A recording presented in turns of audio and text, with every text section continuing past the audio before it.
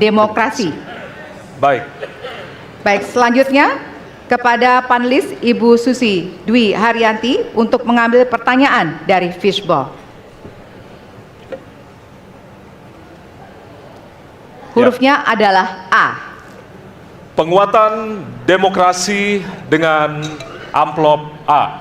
Baik. Masih tersegel Bapak Ibu? Kita akan langsung buka.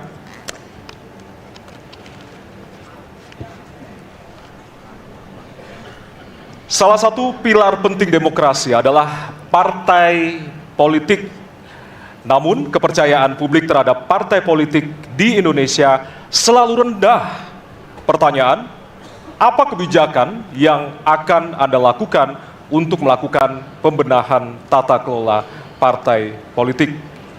Waktu untuk menjawab 2 menit dimulai dari sekarang. Saya rasa lebih dari sekedar partai politik. Rakyat tidak percaya kepada proses demokrasi yang sekarang terjadi. Itu jauh lebih luas dari sekedar partai politik. Ketika kita bicara demokrasi, minimal ada 3. Minimal 3 nih. 1 adalah adanya kebebasan berbicara. Yang kedua, adanya oposisi yang bebas untuk mengkritik pemerintah dan menjadi penyeimbang pemerintah. Yang ketiga, adanya proses pemilu, proses pilpres yang netral, yang transparan, jujur, adil. 3. Dan kalau kita saksikan akhir-akhir ini, 2 ini mengalami problem. Kita menyaksikan bagaimana kebebasan berbicara menurun, termasuk mengkritik partai politik. Dan angka demokrasi kita menurun, indeks demokrasi kita.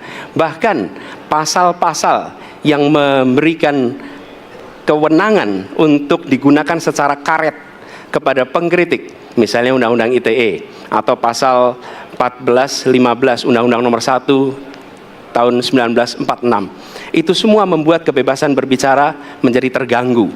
Yang kedua, oposisi, kita saksikan minim sekali adanya oposisi selama ini. Dan sekarang ujiannya adalah besok. Bisakah pemilu diselenggarakan dengan netralitas, dengan adil, dengan jujur? Ini ujian ketiga. Jadi persoalan demokrasi kita lebih luas dari segala persoalan kepada partai politik. Nah, bagaimana untuk partai politik sendiri? Partai politik perlu mengembalikan kepercayaan. Tapi di sini ada peran negara. Menurut saya salah satu masalah yang mendasar, partai politik ini memerlukan biaya. Dan biaya politik selama ini tidak pernah diperhatikan di dalam proses politik. Untuk kampanye, untuk operasional partai, semua ada biayanya. Sudah saatnya pembiayaan politik itu dihitung dengan benar, ada transparansi, sehingga rakyat pun melihat ini institusi yang bisa dipertanggungjawabkan. Jadi salah satu reformnya adalah reform pembiayaan politik oleh partai politik. Terima kasih. Baik. Waktu sudah habis, terima kasih. Kini kami persilakan calon presiden nomor urut 2 untuk menanggapi jawaban calon presiden nomor urut 1. Waktunya 1 menit dimulai dari sekarang. Mas Anies.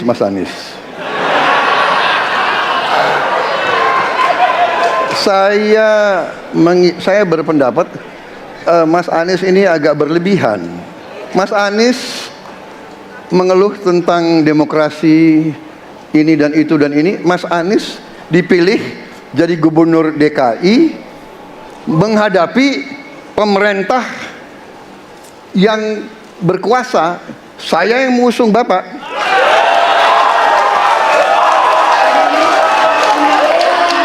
Kalau demokrasi kita tidak berjalan, tidak mungkin Anda jadi gubernur.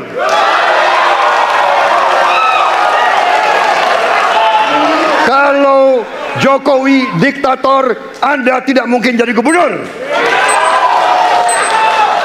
Saya waktu itu oposisi, Mas Anies. Anda ke rumah saya, kita oposisi, Anda terpilih. Waktu habis, Bapak. Harap tenang, Bapak Prabowo. Baik, para pendukung, kami mohon untuk tenang, para pendukung. Para pendukung, baik.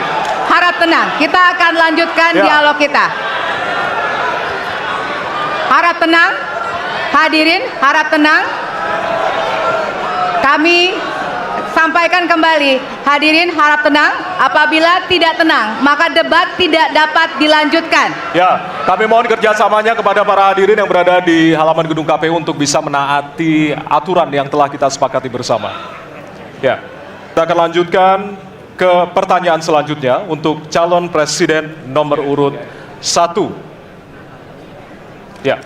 untuk merespon Oke. tanggapan dari dua calon presiden lainnya. Waktunya 1 menit dari sekarang. Ya. Terima kasih. Ketika kita menghadapi sebuah proses demokrasi, di situ ada pemerintah dan ada oposisi. Dua-duanya sama terhormat.